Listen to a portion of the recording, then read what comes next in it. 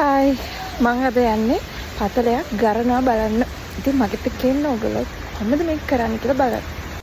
ඉතින් දැන් මම මේ යන ගමන් තමයි ඉන්නේ. චුට්ටක් ඇතුළට යන්න ඕනි.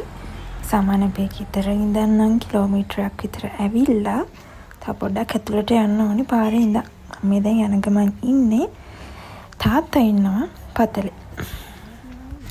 ඉතින් මෙන්න මේ වගේ ලස්සන view එකක් පහු කරගෙන අපි ඇවිල්ලා ඉන්නවා දැන් පතලෙට. හරිම ලස්සන view එකක් තමයි තියෙන්නේ. ඉතින් මේක තමයි පතලේ කට්ටිය බරටම වැඩ කරන ගමන් තමයි ඉන්නේ. මම එකින් එක පැහැදිලි කරන්නම් මෙතන වෙන්නේ මොකක්ද කියලා. මෙන්න මේකට තමයි පතල් වල කියන්නේ. මේකේ තමයි ඉල්ලම තියෙන්නේ. මේකේ නම් තට්ටු 15ක් විතර තමයි ගැඹුරු. මේක තනි කාමරේ පතලයක්. සමහර පතල් තියෙන කාමර දෙකේ ඒවා. එතකොට මේකට බහින්නේ රිටක් ආධාරයෙන් තට්ටු වලට අඩිය තියලා. මමත් අද බහින්න කියලා තමයි ආවේ. හැබැයි තාත්තා මට කිව්වා අද කරනවා. එතකොට මේකට බහින්න බෑ.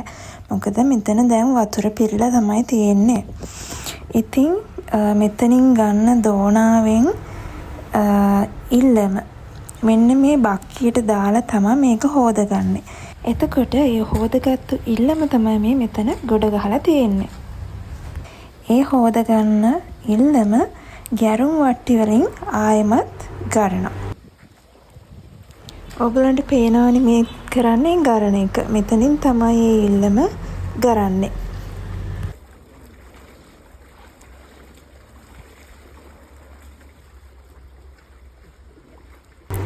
ඒ ගරලා ඒ ගන්න නාම්බුව තමයි මෙන්න මේ බලන්නේ කට්ටියම එකතු වෙලා.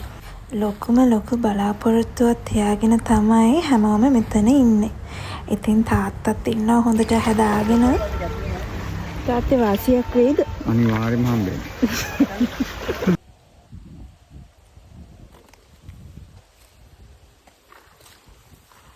ඉතින් ඔය ඈතින් පේන්නේ තවත් පතලයක් තමයි.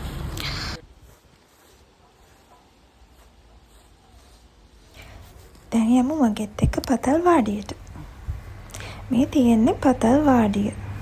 ඉතින් මෙතන තමයි පතලේ වැඩ කරන අයගේ කට්ටියගේ ඇඳුම්, කට්ටිය රෙස්ට් කරන්නේ, කෑම උයන්න, කන්න හැමදේම තියෙන්නේ මෙතන.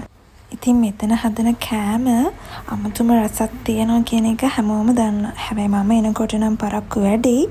හැමෝම කාලා තමයි හිටියේ. ඉතින් මේ අංකලුත් මට දන්නේ නැති ගොඩක් විස්තර කියලා දුන්නා. ඉතින් මෙන්න මෙහෙම තමයි අපි හදන ලස්සන ජුවලරි වලට අපි දාන ලස්සන ජෙම්ස් අපිට හම්බ වෙන්නේ. දැන් යන්න වෙලාවත් හරි. හැබැයි යන්න නම් ලෝබයි.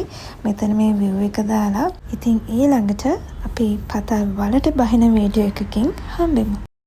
ඕන්න සබරගමුව.